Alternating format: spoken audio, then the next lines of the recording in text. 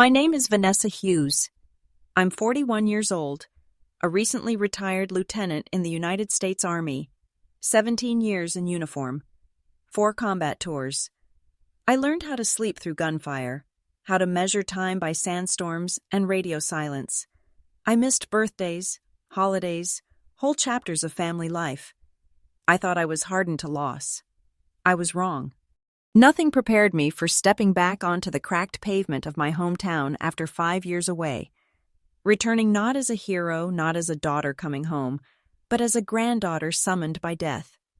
My grandfather's funeral. The final roll call of the one man who never doubted me. I wore my uniform not for attention, but for him. Colonel Edward Hughes, Marine to the bone. He believed a uniform was a promise, not a costume. When he saluted, room straightened. When he died, the family didn't soften into grief. They stiffened, like soldiers bracing for impact. The sun slammed against the metal doors of the funeral home, throwing a blinding glare as I approached. My boots, still mirror-polished out of habit, struck the concrete in measured beats. Each step echoed like a countdown. Then I heard it, the voice that had haunted me since I was 10 years old. "Well, well," it sneered, loud enough to cut through the air. The useless soldier finally showed up. Jonathan, my older brother, standing there as if the place belonged to him. A suit stretched too tight across his chest. A smile even tighter. Sharp, practiced, cruel. And in that moment, standing beneath the sun and the weight of my grandfather's legacy, I realized this funeral wasn't just about saying goodbye. It was the opening shot of a war I never stopped fighting. His tone was casual, but I saw the flicker of contempt behind his eyes. He raised his glass bourbon in a mock toast, like I was some war criminal being paraded through judgment. I didn't flinch, didn't speak. Years in the service had taught me that silence, when used right, could slice deeper than words. He turned back to his circle of admirers, old classmates, colleagues, people who had no idea who he really was, people who never saw him call me tin can or Army charity case every time I walked into a room. Inside the chapel, everything looked just as it should. Polished pews, soft organ music, white roses. A picture of Grandpa in uniform stood beside the casket. Handsome, steady, the man I'd called every month without fail, who never once asked me to come home until the week before he died. As I stepped into the chapel, something shifted. It wasn't just the stale air or the hush that followed me. It was the people. 3 rows ahead, a man in a black suit glanced over his shoulder just for a second. His eyes didn't linger, but his hand twitched up toward his ear the way someone might adjust a hidden earpiece. His posture was too stiff, the slight bulge beneath his jacket sleeve too deliberate. I scanned the room. 2 more just like him, well-dressed, too still, not mourners, observers. I took a seat in the last pew and rested my gloved hands in my lap. But inside, my stomach knotted. Something was wrong, very wrong. I didn't come home to start trouble, but the trouble was already here, and it was watching my family like a hawk. The service began. The pastor spoke gently, mentioning Grandpa's service record, his devotion to the country, and the way he always kept his boots polished, even in retirement. It was true. The man never let anything rust, not even his morals. Jonathan sat up front, wiping away a tear that wasn't real. I could tell by the way his eyes stayed dry and his hand moved just a second too late. Mom sat next to him, her face a mask of grief. But I'd seen that look before. It wasn't mourning, it was denial. My husband Lucas sat beside me, former Army intelligence now working cybersecurity. Steady, grounded, I leaned in close and whispered under my breath, "We need to go now." He turned to me, confused, lips parting to speak, but I was already standing. I gripped his arm and guided us down the aisle. Slow, quiet, unobtrusive, like a retreat, not a scene. We reached the car. Only then did I exhale. My hands trembled just enough to be noticeable. Lucas shut the driver's side door and looked at me. "What was that, Vanessa?" I looked straight ahead for a beat before turning to face him. The words came out low, measured. "You really didn't see it, did you?" He frowned. "See what?"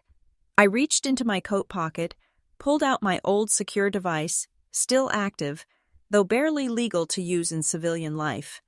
I saw 3 men in that chapel with concealed weapons. One of them was wired. The other 2 kept hands low, body language tight. And Jonathan, he knew they were there. He was acting. Lucas's expression changed from concern to calculation. "You think it's connected?" I nodded once. "It's not just a funeral. It's a cover." He started the engine. "Where do we go?"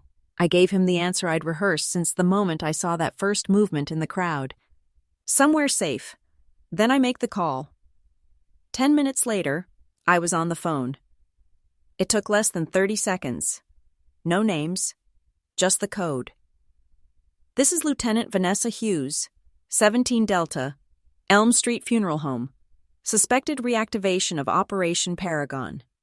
Immediate response required." They didn't ask for more. We sat in silence, parked in a quiet lot behind a closed diner, watching the minutes tick by. Then we heard it. The sirens, 4 black SUVs, lights off, silent approach. Within moments, they surrounded the funeral home. Agents in black emerged. FBI, tactical gear, voices on radios. I didn't need to watch what happened next. I already knew. They were there for Jonathan, and I was the one who'd brought them. 3 months before the funeral, my phone rang in the middle of a Friday night. Grandpa wasn't one for late calls unless something was wrong. I'd just gotten back from a medical appointment, routine post-retirement checkup, and was still sitting in my car in the driveway, watching condensation slide down the windshield. The screen read, "Edward Hughes." I answered quickly, bracing myself.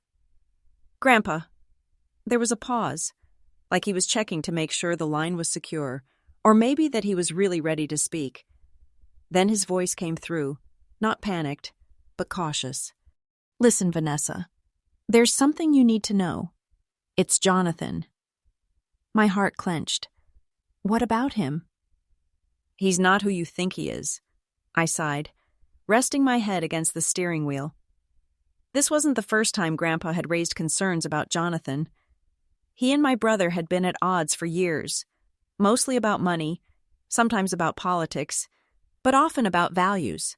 Still, it had always felt like the typical generational rift until now. "Grandpa, did he borrow money again?" But his next words stopped me cold. "There's something going on. Something's being reactivated." His voice faltered, not because he was unsure, but because he was choosing his words carefully. "Do you remember Operation Paragon?" I sat up straight, barely. "That's Cold War stuff. You said it was shut down before I was even in high school." "It was, or it was supposed to be." Another long pause, then slowly. "They're meeting again, quietly, under the radar. St. Alder's Chapel. 2 weeks ago." I blinked. "St. Alder's Chapel? That's our family church. I thought that place hadn't hosted anything since." "Exactly." The line crackled a little. I could hear him shifting in his chair. "Vanessa, if something happens to me, don't say anything. You'll know where to look." He didn't elaborate. He didn't need to. The Hughes family wasn't just military. We were intelligence, discreet legacies, hidden service. Grandpa had trained agents before most people knew the alphabet agencies existed. "Are you in danger?" I asked carefully. A small laugh escaped him, but it sounded hollow. "At my age, everything's dangerous. But yes, if Jonathan is involved, then this is bigger than resentment, bigger than money." He stopped speaking for a long while. I thought maybe the call had dropped, but then he added, "There are files in the workshop, but I've made backups just in case." I stared into the dark. "Why are you telling me this now?" "Because you're the only one I trust." I didn't know what to say to that. I hadn't been home in years, barely visited. Not because I didn't care, but because the weight of everything back there, it just never lifted. "You're still the only one who listens before reacting," he continued. "That's why you made a good soldier. That's why you'll make a better witness." I sat in silence, overwhelmed by the magnitude of his word. "Should I come home?" I finally asked. "No, not yet. It's not safe." That word chilled me. "Safe?" He never used it lightly. "Just promise me something," he said. "Anything. If the signal comes, if anything strange happens, you don't confront it head on. You observe, you wait, and then you act." I nodded, though he couldn't see me. "I will." He hesitated once more, then offered a quiet closing line that I didn't understand at the time. "There's more honor in knowing when to watch than when to charge." He hung up. The next day I told Lucas. He said it sounded like paranoia, maybe even the early signs of dementia. I considered it too. Grandpa was almost 90, but his voice that night wasn't confused. It was calculated, focused, a whisper behind enemy lines, not a ramble from a rocking chair. And just 1 week later, I got the call that he'd died peacefully in his sleep. No autopsy requested. That alone raised questions. He'd been active, sharp, still working on his own home repairs, and yet no warning signs, no illness, no goodbye. I asked for the medical report.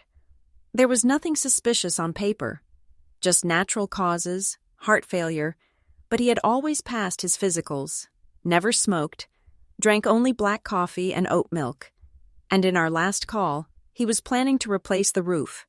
It didn't add up. Still, I kept it to myself. Maybe I didn't want to believe it. Maybe I thought grief was coloring my judgment.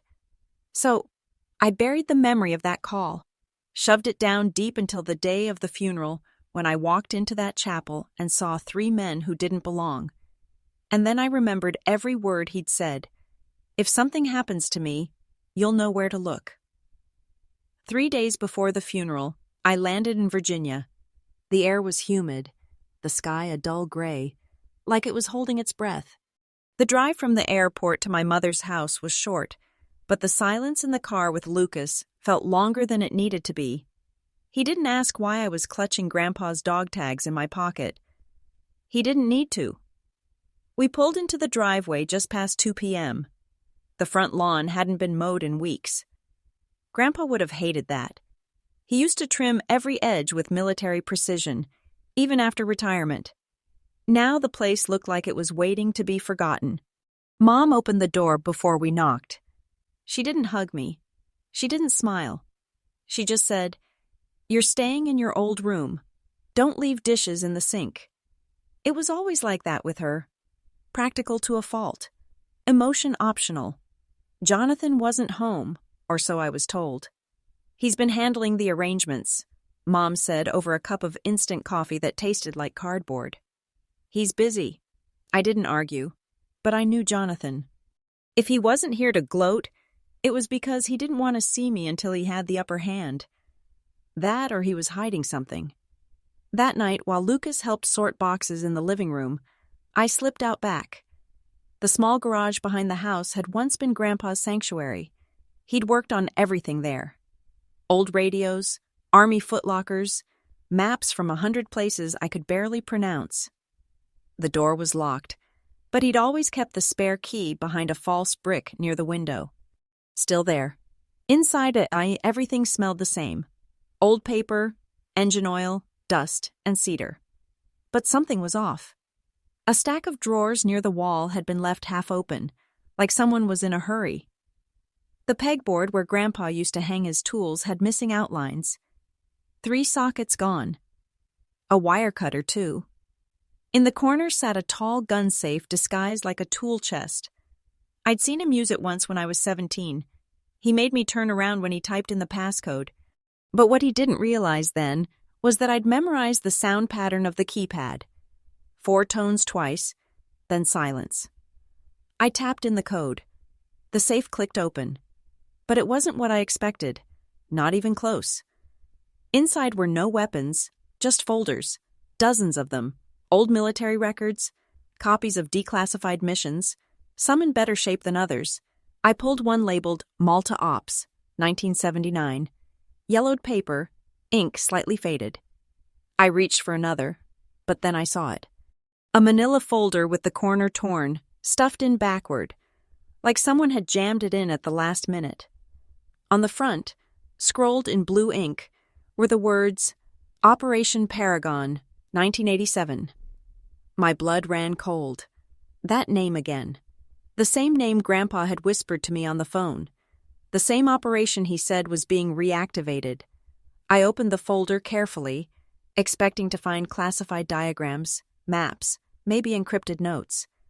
But all I found were photocopies. Dozens of pages all stamped as copies. No official seals, no signatures, no chain of custody. Someone had replaced the originals. And sloppily. A page was misaligned. Part of the text cut off. Another page was upside down. Grandpa would have never allowed this. I searched the rest of the safe. Nothing. The originals were gone. I sat back on my heels, staring at the folder, trying to make sense of what I'd just found. Was this what he meant? Was this the backup he'd warned me about, or what was left of it? Had someone already been here before me? I closed the safe and stood up. That's when I noticed the faint scuff marks near the workbench. Boot prints, not Grandpa's. Someone else had been inside recently. I snapped a photo of the folder, tucked it into my backpack, and left the garage as quietly as I'd entered. Back in the house, Mom was asleep in her recliner. Lucas had dozed off on the couch. I stood there for a moment, looking around. Everything looked normal, quiet, domestic. But I knew something now that none of them did. Someone had been looking for what Grandpa hid, and I had just found the hole they left behind. Later that night, I opened my laptop, logged into an old encrypted cloud I hadn't touched since deployment, and uploaded every image of that file, just in case. Because if Operation Paragon really was being resurrected, then the funeral wasn't going to be the only thing they tried to bury. By late afternoon, the chapel had emptied, but the house was filling. The Hughes home always did feel smaller when people came pretending to care. Faces I hadn't seen in years gathered around the living room and the kitchen. Neighbors, old church ladies, people who couldn't remember if Grandpa had served in the Navy or the Marines. But Jonathan held court in the center of it all like a damn politician. He wore black like it was a costume. The Rolex on his wrist caught the light with every exaggerated gesture. In one hand, he held a tumbler of whiskey, Grandpa's favorite. With the other, he poured for anyone within reach, smiling like this was a launch party instead of a funeral. "You know," he said loudly, raising his glass, "I'll never forget the story Grandpa told me about his time in Panama. The jungle, the humidity, that one lieutenant who couldn't stomach goat stew. That was real combat, real grit. I froze mid-step, my spine stiffening. Panama. My eyes darted across the room. No one else reacted. Most were nodding politely, maybe chuckling. Someone muttered, 'Classic Ed.' As if the tale had been told 100 times, but it hadn't, because it never had. Grandpa never spoke about Panama. Not to anyone except me. And certainly not about the goat stew. That wasn't a joke. It was a coded reference, one he used only once during that final call. A phrase tied to Operation Paragon. Goat stew, he'd said, was how we spotted insiders. If they brought it up, we knew they'd read the wrong files. I moved closer, standing near the edge of the room. Jonathan noticed me but didn't flinch. He continued, "And the mission they ran. Paragon. Oh, man. Grandpa said it was the reason the Soviets backed off the Caribbean." Someone whistled low. "Paragon? That was Cold War, right?" Jonathan chuckled. "Not officially, of course. You won't find it in any files. But yeah, he trusted me with that one. That was a lie. All of it. Every word." I stared at him, not blinking. He wasn't just repeating old family myths. He was testing, signaling, using classified references, stories Grandpa deliberately shielded. He was seeing who would react, who might know what he'd taken. It was sloppy, unintentional. A woman next to him, curvy, dark-haired, vaguely familiar, laughed and touched his arm. "You always make everything sound like a movie," she said. Jonathan turned to her, voice softer, almost smug. "Truth stranger than fiction when you grow up in the right family." I took a step back, my fingers clenched. Lucas found me by the hallway holding 2 glasses of water. "You look like you're about to knock him out." "I should," I muttered. "He's quoting files he never read." Lucas handed me a glass. "You sure he didn't see them before you arrived?" I shook my head. Even if he found them, he wouldn't know what those references meant unless someone explained it to him. That means someone else is involved. Lucas's brow furrowed. "You think he's baiting you?" he asked. I nodded. "And others? That whole goat stew thing? That's a code. Grandpa set it up. Jonathan's either stupid enough to repeat it or smart enough to know it's bait." I watched Jonathan raise his glass again. "To Edward Hughes, a real American, a man who kept secrets and built a legacy." I felt bile rise in my throat. He wasn't toasting Grandpa. He was staking a claim. The woman beside him handed him another file folder. No one seemed to notice, and I caught a glimpse of the label, property titles, Hughes Estate. Jonathan didn't break stride, just tucked it under his arm and kept grinning. That's when I knew he wasn't just throwing a wake. He was hosting a transfer, a power shift, a message to those watching, those men from the funeral, probably still nearby, that he was in control now, that he held the legacy, the keys, the knowledge. But he didn't because I had taken the real Paragon file. And what he didn't know was that I'd already moved it out of state, encrypted it 3 ways, and buried the original in a server cluster with federal oversight. He had no idea what kind of war he'd just declared, but he would soon. I watched Jonathan closely from the kitchen doorway. He stood beside the fireplace, brandy glass in hand, commanding the room like a politician who'd just outlived his scandal. His words were smooth, animated, his posture casual, but it was his hand that betrayed him. His index finger trembled barely. Maybe no one else would notice, but I did, because I'd seen it before in Afghanistan, in Iraq, in Berlin. Fresh boots on their first patrol. Veterans sitting in silence before a mission they knew could go wrong. That kind of shake doesn't come from grief or cold. It comes from fear. Only Jonathan had never set foot on a battlefield, not even boot camp. He'd failed ROTC in college and called it an act of rebellion. So what the hell was he afraid of? I turned to Lucas, who was scanning the room from beside me. His expression was unreadable, but I could tell he was processing, connecting dots. I leaned in. "Do you remember the last time Grandpa called us?" I whispered. "The video chat a couple weeks before." Lucas frowned. "Yeah, he was in the garage. Said he'd fix the antenna himself. Did anything strike you as strange about that call?" He paused, eyes narrowing. "I don't know. He seemed tired. Looked like he'd lost weight, but his voice?" I asked. "His eyes?" Lucas exhaled slowly. "Now that you mention it, yeah. There was a moment when you got up to grab something and he went quiet. Just stared into the camera." My heart beat faster. "Exactly. He didn't blink for a full 10 seconds, just looked right at us. I thought the screen froze." "It didn't," I said. "He was watching us. Not the screen. Us." We stood there, surrounded by small talk and laughter and the clinking of glasses. Yet all I could hear was the silence of that moment. Grandpa's gaze during that call hadn't been blank or tired. It had been deliberate, intense, and now, standing in the middle of the room, my brother was fidgeting like someone waiting for a verdict.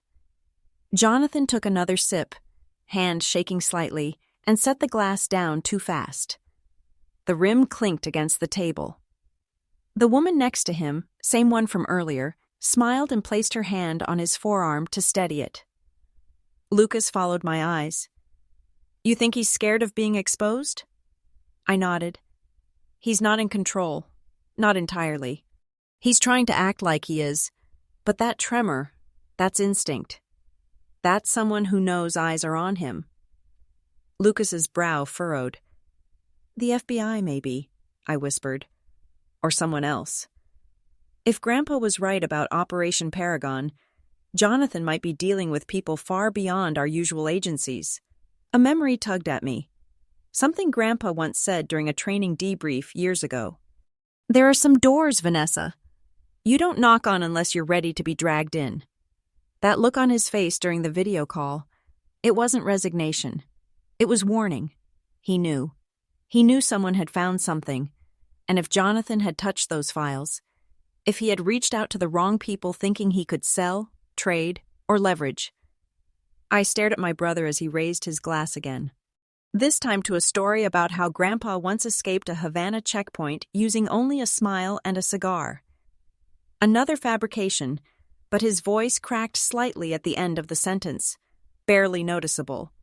Just enough. That's when it hit me. He wasn't drunk. He was unraveling. I turned back to Lucas. He's not just scared. He's spiraling. Lucas's jaw tensed. So what do we do? I stared across the room, past the guests, past the decorations, and faux patriotism hung on the wall for effect. I focused on the man pretending to carry Grandpa's legacy, whose finger couldn't stop shaking.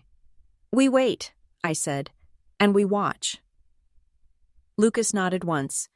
Then I added almost under my breath, and when the moment's right, I'll make the next call. It was late spring the last time I saw Grandpa in person. I'd just finished a 6-month rotation assisting with veteran reintegration in Colorado and swung by Virginia unannounced. He was in the backyard sanding down an old cedar bench like it was a sacred ritual. When he saw me, he didn't smile. Not right away. He just nodded.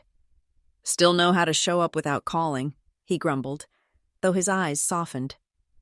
I figured it's in the blood, I said. He didn't ask why I came. He never did. We didn't talk much that day. We didn't have to. We sat in silence for nearly an hour, listening to cicadas, letting the wind move the trees for us. When I stood up to leave, he walked inside without a word and returned with something clutched in his hand.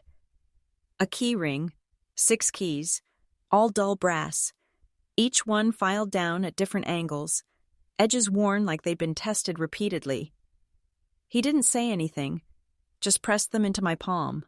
I raised an eyebrow. What's this? Still no answer.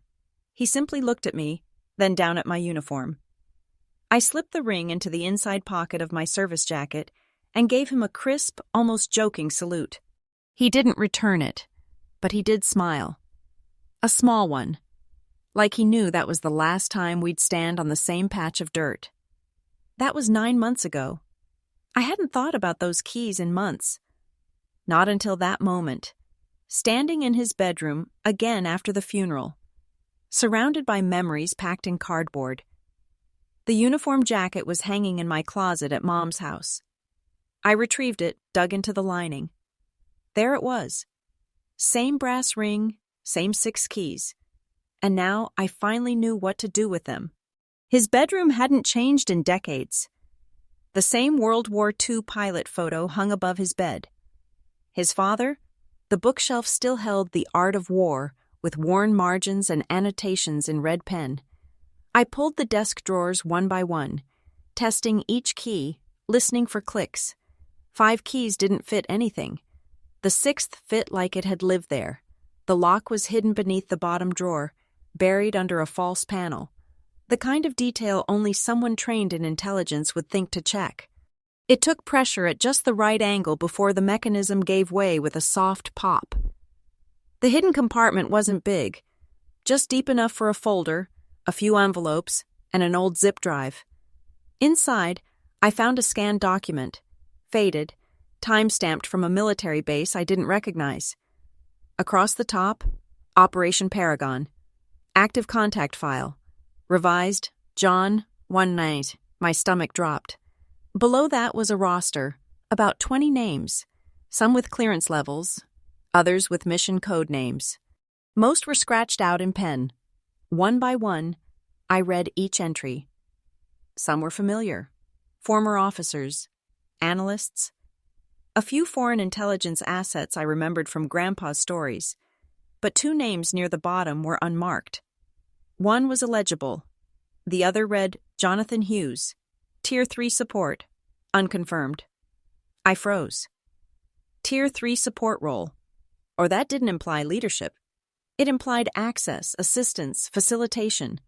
In a covert op, support often handled off-the-books logistics, communications, transport, and in some cases, laundering data or resources. It was the level where plausible deniability lived. Jonathan's name wasn't just a coincidence. He was listed. Next to his name in Grandpa's handwriting was a note. Approached in 2006. Potential breach, 2021. Monitor, monitor. That's what Grandpa had been doing all these years. Watching Jonathan, not confronting him, waiting. There was more. A manila envelope contained a printed list titled Handshake Contacts. It was a network of Cold War-era informants and sleeper liaisons. Most names were now dead, but a few addresses had Virginia zip codes. And tucked behind it all, wrapped in black electrical tape, was a single note in Grandpa's handwriting. If you find this, he knows you're close.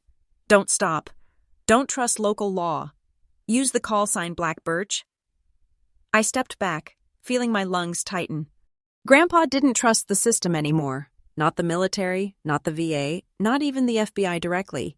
He'd built his own back channel. Knowing this might happen, knowing I might be the one to finish what he started, I held the keys in my hand again, feeling the cool weight of brass and memory. This wasn't just about legacy. It was about infiltration, betrayal, family. And the man standing in our living room drinking brandy and telling war stories he never earned had once been tagged a potential breach by a decorated Marine colonel, my brother. The one I'd shared a sandbox with. The one who had just made himself the center of something deadly. I didn't cry. I didn't panic. I closed the drawer and I started making a plan. I stepped out of the house through the back, avoiding the gaze of distant cousins and old family friends. The air had turned sharp, the sky smeared in dull gray. Virginia humidity had finally given way to the kind of cold that made your breath visible and every decision sharper. Lucas was already by the car, leaning on the passenger door with a look that said he knew what I was about to do. "You sure?" he asked softly. I didn't answer. I opened the driver's side, sat down, and reached into the glove compartment where I kept the emergency sat phone. This wasn't just a regular line. It was a secure satellite uplink, coded point-to-point, untraceable consumer networks issued to me when I consulted on a multi-agency cyber case 3 years ago, only supposed to be used in case of direct national security threat. I'd never even touched the thing, but now I powered it up. The boot screen blinked twice, then prompted the multi-code handshake. I keyed in my old clearance. Lieutenant Vanessa Hughes confirming access code 17 Delta. The encryption took a few seconds, then rolled into a live channel. A woman's voice answered. Calm, clipped, trained. FBI critical intake, secure line, identify and proceed.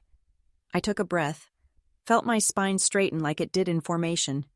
This is Lieutenant Vanessa Hughes, U.S. Army, retired security advisor, IDOR 371 Baker. So I'll pause. I am invoking code 17 Delta. I confirm visual and documentary evidence of a reactivated Cold War intelligence trade structure. Operation Paragon. I repeat, Paragon is live. The line crackled for a second, then silence. The woman returned, her voice slightly more alert. Code 17 Delta acknowledged. Do you have the originating material in hand? Yes. I recovered encrypted documents from a deceased Marine Colonel, Edward Hughes, referencing active informants and compromised channels. I have reason to believe the network is being manipulated by a civilian asset embedded in his family. There was another pause, then typing. Do you believe this asset is aware of your knowledge? Yes, I said quietly. He knows, and he's nervous. What is the asset's name? Jonathan Hughes, my brother. Saying it out loud felt like swallowing broken glass. Understood, she said. Are you in a safe location? Not yet. I'm at the funeral reception. Civilian presence high. Local law enforcement insufficient. I don't trust them. Do you request tactical or forensic assistance? I hesitated for just a beat. Tactical? If I'm right, he's not acting alone. There are at least 3 unknown individuals at this event who move like former operators, watching exits, communicating discreetly. Understood. Give us a 10-minute window. Geolock initiated. Do not engage. Can you secure the documents off-site? I already have a decoy file on premises. Originals are off-site. Encrypted. Double key access. A longer pause now. Lieutenant Hughes, based on your clearance and history, you are authorized for continued observation under Shadow Protocol. 6. Do not escalate. Will confirm inbound agents under call sign. Black Birch. I froze. Black Birch. Grandpa's phrase. They knew. They knew this wasn't just a revival of some old case. They had been watching too. Waiting. Grandpa must have flagged something years ago. Maybe through a back door. And they had kept him looped into the deep channels. I stared at the steering wheel. My pulse slowed. Copy, I said. 10-minute window. Confirmed. End call in 5 seconds. Maintain perimeter. We'll find you. The line dropped. I sat there in the car for a few long moments, letting the silence wrap around me like a second skin. Lucas knocked gently on the window, then opened the door. Well? He asked. They're coming, I said, looking straight ahead. He nodded. So what now? I finally looked at him, eyes clear. Now we let the funeral finish. We let Jonathan believe he's won. And then Lucas asked. I tightened my grip on the sat phone. And then we give the ghosts their say. 10 minutes felt like an hour. Lucas and I sat in the car parked just across from the main entrance to the funeral home. I kept the sat phone in my lap, my fingers tapping it gently like it might still be listening. My eyes didn't move from the door. Then I saw them. A black SUV pulled up without sirens. No lights, no noise. Sleek, government-issued, armored without looking it. 4 agents stepped out, dressed in suits with bulletproof vests barely visible beneath. 2 of them moved toward the side entrance. 1 carried a slim black case. The 4th pulled out a badge and clipped it to his front. Federal agent, DOJ task force. No hesitation. They moved like people who'd rehearsed this 100 times. From where I sat, I had a perfect view of the front glass panels. Inside, the room was still full of low conversation and fake smiles. Jonathan stood near the framed portrait of Grandpa, holding a whiskey tumbler and grinning at some second cousin I didn't recognize. I didn't need to see inside to know what would happen next, but Lucas did. He turned toward me, his fingers gripping the steering wheel, though he wasn't driving. Vanessa, he said carefully, are you absolutely sure about what you saw? About what this is? I didn't turn to him yet. My eyes were still on the SUV, on the agent stepping through the front door. One of them touched his earpiece, coordinating. Finally, I looked at Lucas. I'm not just sure, I said. I've lived through it. He didn't speak, so I kept going. 17 years of watching how networks hide in plain sight, seeing how people pass off secrets as harmless favors. I've seen what happens when men like Jonathan get just enough information to be dangerous, but not enough discipline to understand what it means. Lucas's jaw clenched, his eyes dark with worry. And what if you're wrong? I'd rather be wrong and alive, I said flatly, than silent and sorry. He exhaled through the glass doors. The first agent reached the podium where Jonathan had been giving his little speech earlier. There was no scene, no shouting, just calm discussion, the kind that makes people freeze because they don't understand what's happening, but know it's serious. I saw Jonathan stiffen.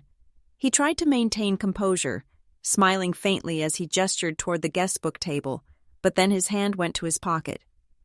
I knew that movement, not reaching for a weapon, reaching to destroy something. "Don't do it, Jonathan," I whispered. One of the agents stepped closer, and I saw another gesture from the man near the side exit. In under 5 seconds, the room shifted. Not panic yet, just confusion. Guests moving back, chairs scraping. Someone dropped a glass. Jonathan raised his hands like he was trying to diffuse the tension, but I saw it, the flicker in his eyes. He wasn't surprised. He was prepared for this. I felt Lucas shift beside me. "Why aren't you going in?" he asked quietly. "Because I'm not the one they need to see right now." "I don't understand," he said. "You started this." "No," I corrected him. "Jonathan did. I just made sure someone finally listened." The agents surrounded Jonathan now, their formation tight. One took the glass from his hand. Another began speaking to the crowd. Something about a federal investigation. Guests were being calmly escorted out the side. I noticed the woman from earlier, the one who had been glued to Jonathan's arm, pulling out her phone. One of the agents saw her. A brief exchange. The phone disappeared into a Ziploc bag. I felt a sharp pang in my chest. She wasn't just a date. She was part of it. I looked down at my lap, at my hands. They weren't shaking. Not anymore. Lucas broke the silence again. "Did he ever have a chance?" he asked. "To do the right thing." I turned to face him. "He had 17 years, I said. "Same amount I gave the country. He used his time for leverage. I used mine for duty." A beat passed. Then quietly Lucas said, "I still don't know if this will fix anything." "It won't," I replied, "but it stops it from getting worse." I turned back toward the building. The doors were opening now. Jonathan was being led out, head down. No cuffs yet, but that was protocol for high-clearance suspects. He wasn't resisting, but his eyes scanned the parking lot. And when they landed on our car, I knew he saw me. I didn't look away. Neither did he. As the agents led Jonathan out through the funeral home doors, the crowd parted like oil and water. No one knew how to react. Some stepped back instinctively, others froze in place with half-sipped drinks in their hands. My mother stood near the casket, her hands clasped in front of her like she was still saying a prayer that no one heard. Jonathan wasn't in cuffs. Not yet. But the message was clear. The agents didn't need to make a show of force, just presence, and it worked. Silence fell over the room like snow on glass. Lucas and I stepped out of the car and crossed the parking lot. Not fast, not dramatic, just enough for people to register that I wasn't just a guest. When we stepped through the doors, I saw her, my mother. She turned.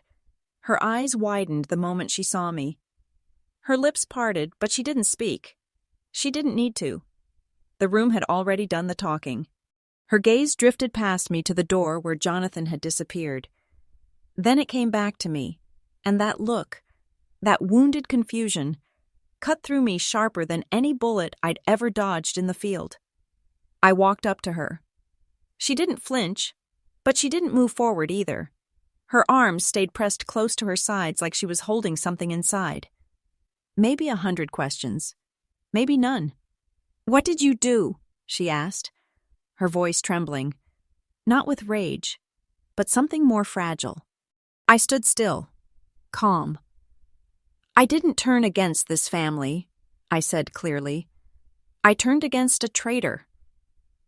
Whispers stirred behind us, but I didn't turn around. The room faded into blur. All that existed now was this moment. Me, her, the weight between us. She blinked, and for a second her whole face collapsed inward. Not in grief, not even in denial. Just confusion, like a woman whose compass had suddenly stopped pointing north. "Your brother?" she whispered. "No," I corrected her softly. "Your son. My brother died a long time ago, Mom. You just didn't want to see it." Her breath caught. She opened her mouth to speak again, but I raised a hand. not rudely, just gently enough to hold the space. "I didn't do this to hurt you," I said. "But Grandpa tried to warn us. He left signs. You saw the way he kept Jonathan at a distance in his last years. You heard the things he wouldn't say out loud. I just followed the breadcrumbs he left behind." She looked away, then toward the casket. "I thought we were done with secrets when your father died," she said quietly. So did I. We stood in silence for a long beat. Then she asked, "Why now? Why today?" I glanced around. "Because I had to wait for him to show his hand. He got cocky.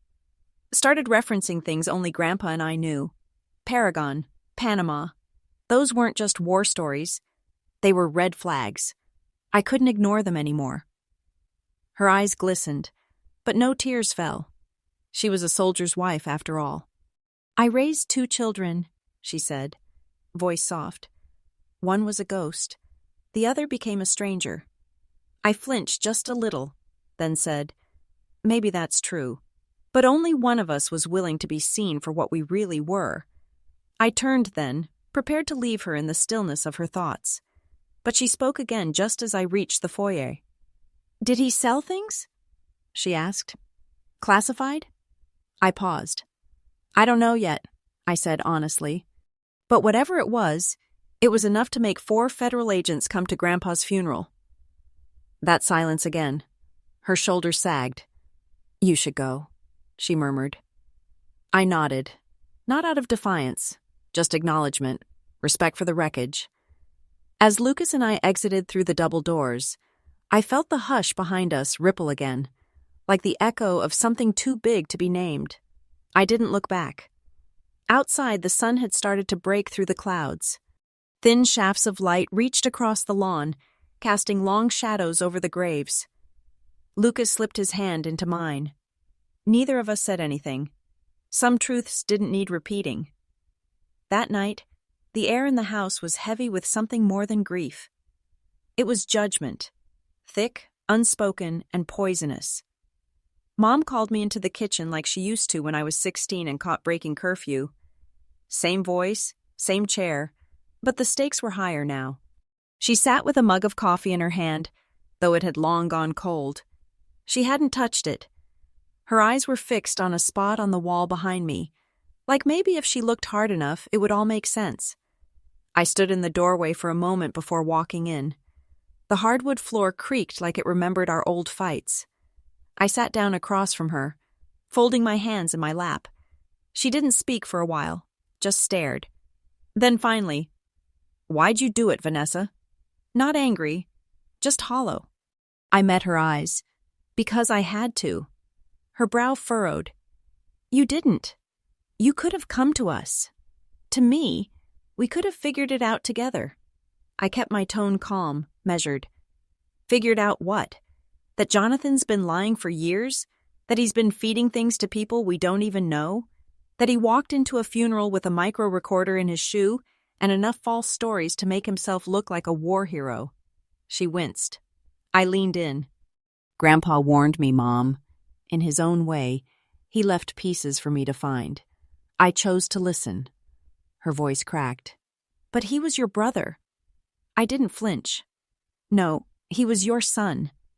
My brother died when he sold his loyalty for leverage." She looked away, her fingers tightening around the coffee mug. "You embarrassed us," she whispered. "I protected us," I corrected. "You just haven't realized it yet." She shook her head. "I don't recognize you anymore." I gave a soft laugh. Not bitter, just tired. "I've been the same all along. I just stopped apologizing for it." Silence again. Then she asked, barely audible, "Would you do it again?" I looked her straight in the eyes. "In a heartbeat." She stood slowly, moved toward the sink. Her shoulders slumped in a way I hadn't seen since Dad's funeral. And just before she turned away, I said it. I didn't choose blood. I chose Grandpa. I chose honor. Blood can betray you. Honor doesn't. She didn't respond.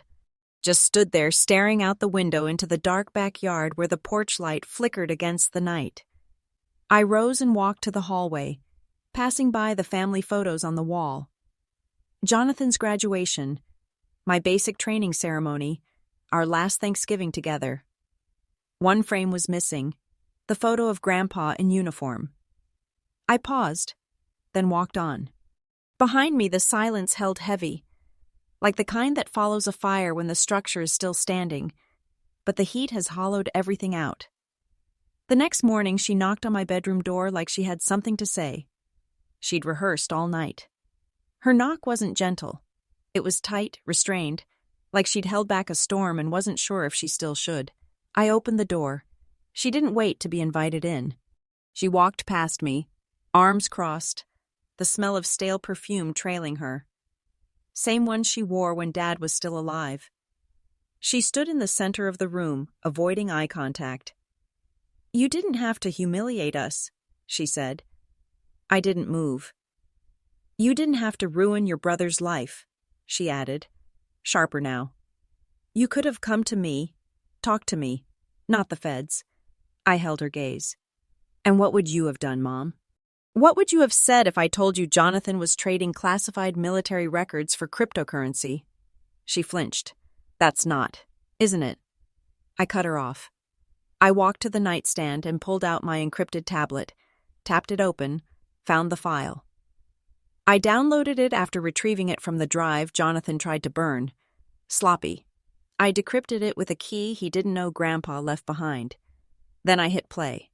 Jonathan's voice filled the air. Arrogant, smooth. "They want scans with seal stamps. Originals aren't necessary. I already replaced the seal files. Transfer's been made. Wallets confirmed. 17,000 in the first batch. Once I upload the Vietnam files, it's another 30. I paused it. Her face had gone pale. "I didn't want to hear it either," I said. She stared at the floor, then the wall. Anywhere but me. "I don't believe it," she whispered. "He wouldn't." "He did," I said. "And I have 4 more audio files, plus the metadata showing his login. And the VPN route through Turkey."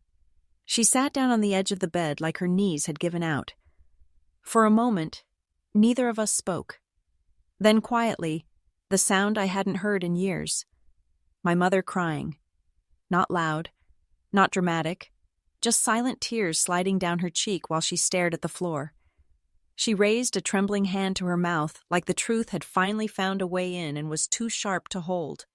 I walked over, sat beside her, didn't touch her, just sat. She finally said, "I thought I raised him better than this." I answered without anger. "You did.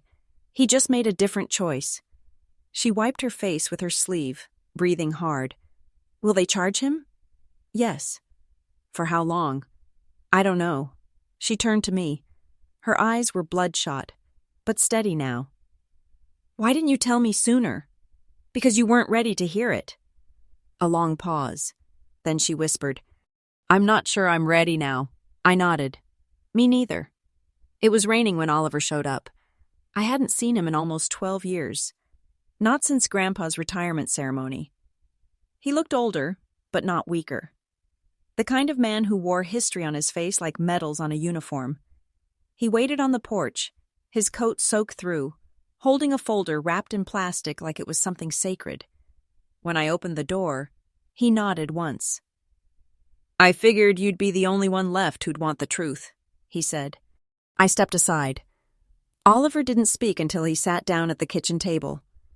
He declined coffee, just placed the folder on the table, and kept his hands resting gently on it like it had a pulse. "I served with your grandfather in 1987, he began. "We were both attached to the Paragon unit. Black Ops intel sharing in the late Cold War years. Surveillance, trade routes, data intercepts, Cold War cleanup. Mostly classified fieldwork." I nodded.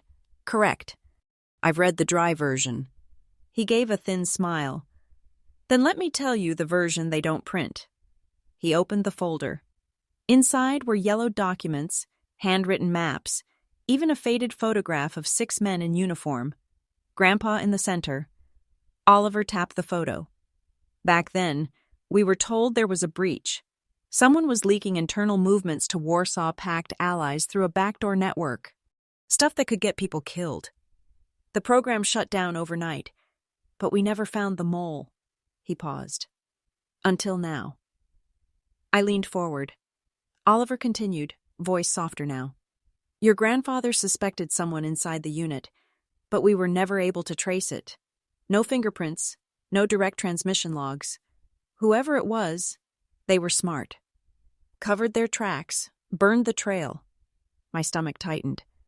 Was Jonathan even born then? Oliver nodded solemnly. Yes, and he wasn't involved then, but we think someone passed him the access later, maybe through inheritance, maybe through digital remnants your grandfather left behind, not knowing it would be exploited. He looked me dead in the eye. You found something he didn't mean for Jonathan to find, didn't you? I hesitated, then gave a slow nod.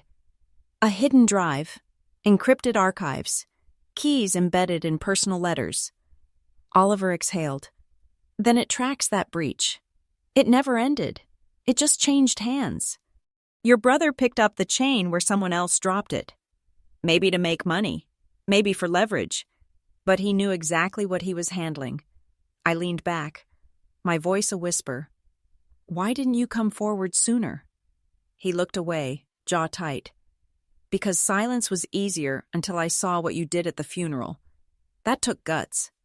A pause passed between us. I owed him more than silence, I said. Oliver nodded slowly.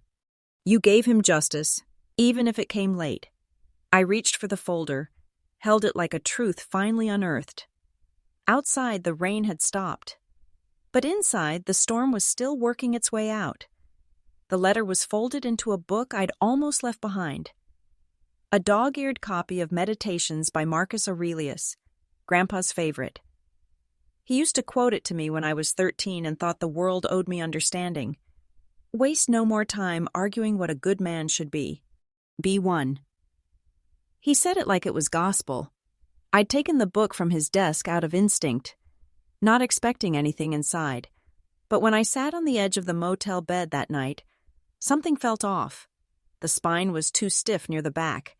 I opened it and found the envelope tucked inside. No address, no stamp, just my name in his handwriting, Vanessa. I stared at it for a moment before tearing it open. The paper was creased. The ink slightly smudged at the corners like he'd folded it, unfolded it, thought twice, and then decided to leave it behind. His handwriting was clean, direct. Vanessa, if you're reading this, I probably didn't get the chance to say what I should have said years ago. You were always the quiet one, the one who listened before she spoke. That's why I trusted you to know the difference between silence and cowardice. There are things I've done in uniform that I don't expect applause for. Some I've tried to forget. Others I've locked away until I realized locking them away was just inviting someone else to find them. If one day the truth brings you pain, remember a soldier doesn't fight for applause. He doesn't stand for cheers. He stands because it's the right thing to do. And sometimes the only way to honor that is to stand alone. I'm sorry you may have to, but I've never doubted that if anyone could, it would be you, Grandpa. I read it twice, then a third time. I didn't cry, not because I didn't want to, but because the letter didn't ask for tears. It asked for clarity, resolve. He hadn't written this for comfort. He'd written it to give me a compass, to remind me that pain didn't mean I'd made the wrong choice. It just meant I hadn't run from the right one. I folded the letter and placed it back in the book, then held it to my chest. Lucas knocked softly on the door behind me. You okay? He asked. I nodded, still facing the wall. Yeah, I said. I just finally heard what I needed to hear. In that silence, I understood. Truth rarely comes with comfort, but sometimes it comes with legacy, and that's enough. The courtroom smelled like old paper and something colder, something permanent. Jonathan sat 2 rows ahead, flanked by his lawyer and a federal marshal. He wore a simple gray suit, no handcuffs in view, but the weight of them was there. Not on his wrists, on his face. The room was packed. Veterans, former colleagues of my grandfather, 2 agents from the FBI's Counterintelligence Division. Even Oliver was there, sitting near the back, hands folded, jaw clenched. The judge read the sentence slowly, 32 months in federal prison, followed by probation. They had enough for conviction, but not enough for treason. Not without pulling decades of dormant skeletons from closets no one dared open. But I knew better. This wasn't about numbers. It was about names. When the judge asked if he had anything to say before sentencing, Jonathan stood. He didn't look at the judge or at our mother, who sat stone still, her fingers interlaced tight on her lap like she was praying to someone who stopped answering years ago. He looked at me for a moment. I braced myself for blame, for venom, for some petty attempt to rewrite history in front of strangers. But his voice was low, steady. You were right. Silence spread like a ripple through the room. He continued, eyes never leaving mine. Grandpa chose you, not because you were a soldier, not because you outranked me, but because you didn't stay silent. A hush fell over the room. He swallowed. I wanted legacy, but I wasn't willing to earn it. You carried it, and I tried to erase it. I didn't move. I didn't speak. I'm not asking for forgiveness, he added. I just wanted to say it out loud while I still had a name. Then he sat down. The gavel came down. The moment ended. Outside the courtroom, reporters waited like vultures. I walked past them. Lucas shielded me from the noise, but I wasn't running from it. I had something louder inside me now. The truth. It wasn't the victory I imagined. No applause, no vindication, just the cold air of a courthouse morning and the quiet weight of something that felt finished. Not healed, not erased, just finished. And maybe that was enough. Because justice, when it works, doesn't feel like fireworks. It feels like silence. The kind that doesn't haunt you anymore. 3 weeks later, I stood at the edge of the old barracks, now renovated into a leadership academy for newly commissioned officers. The floors smelled like waxed wood and fresh linen. The walls still carried the voices of those who passed through before us when we were younger and louder, and hadn't learned yet how silence sometimes says the most. I had been invited to speak to the graduating class. They asked for a speech on integrity. I brought only a folded note from my grandfather and the chain with my dog tags. Nothing more. At the end of my talk, a cadet raised his hand, barely 20, green eyes, straight back, but something unsure in his voice. Ma'am, if you had to choose again between honoring the truth or protecting your family, would you still choose what you did? The room quieted. All eyes on me. No air conditioning hum. No fidgeting. Just wait. I looked him in the eye and said, I didn't choose to abandon my family. I chose not to let my family abandon honor. Somewhere near the back, someone inhaled sharply. Maybe it was just the air settling. Or maybe they understood because that's what truth feels like when it lands. Not loud. Just real. When the session ended, I lingered at the edge of the parade grounds, watching the sunlight cut clean lines between the flagpoles. Lucas waited in the car. He didn't rush me. Before we go, I want to leave something with you. Maybe you're watching this on a quiet morning, coffee in hand. Or maybe it's the middle of the night, and stories like this are the only thing keeping your thoughts company. Wherever you are, thank you. We read every comment you leave. And we carry your stories too. If this one touched your heart, consider subscribing, not just for more stories like mine, but to be part of a community that still believes in second chances, in healing, and in the quiet kind of strength. Because sometimes miracles don't knock loudly. Sometimes they wait patiently until you're ready to let them in. Take care of yourself. Hold tight to what's right. And wherever life takes you, carry this story with you. We'll see you in the next one.